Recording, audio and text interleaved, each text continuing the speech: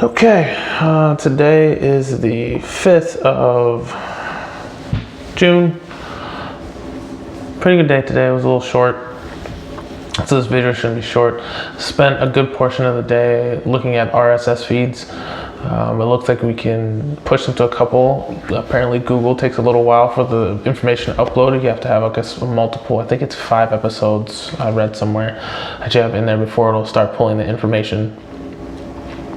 Didn't get to, I'm not even gonna worry about what I didn't get to. A couple more podcast apps that I have to make sure, but I want to make sure to get the big 3, probably, so Google, Apple, Spotify.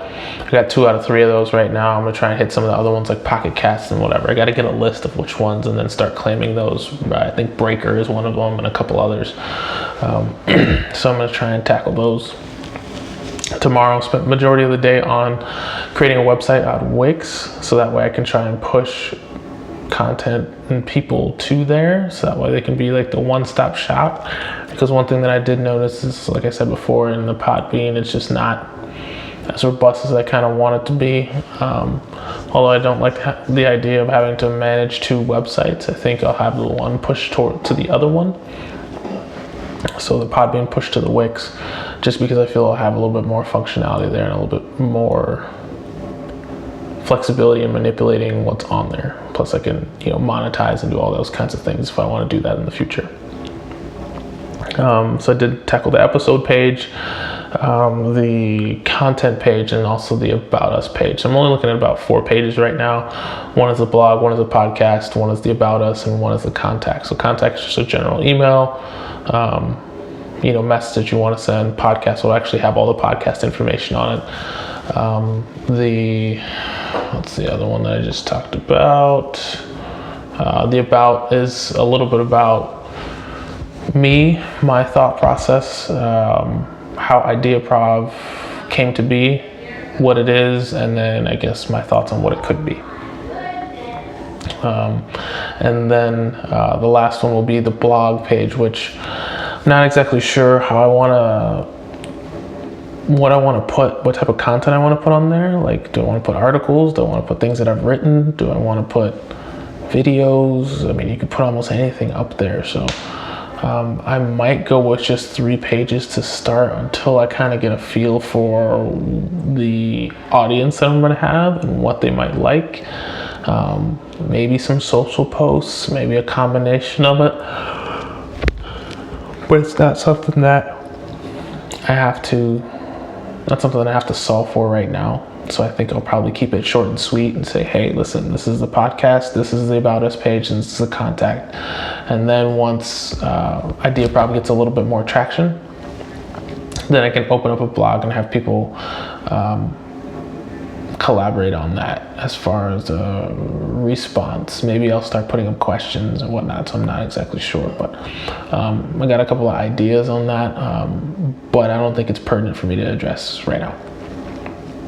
So quickly, the learnings today were I didn't realize how much a consistent message as far as what your project is about is important.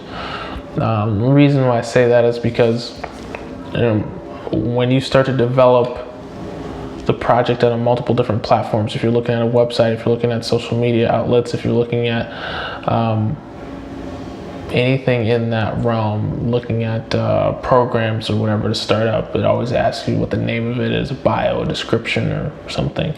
And with everything being somewhat linked together, you have to make sure that the information is consistent. So for example, like a bio, what it is, it's a short version or a long version.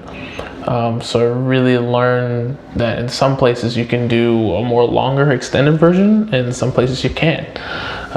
So perfect example is TikTok is extremely short. You're looking at a one line of this is what it is, this is what it's about, 60 characters tops.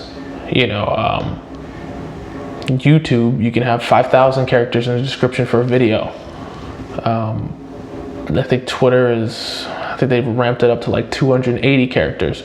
So playing within that realm as far as how do you explain yourself? Do you use the same thing on all of them? You know, do you just create one short one that you can put on TikTok and then apply it to the rest because you know they'll take it? Does that explain the project or what you're trying to do in an adequate form that you're happy with?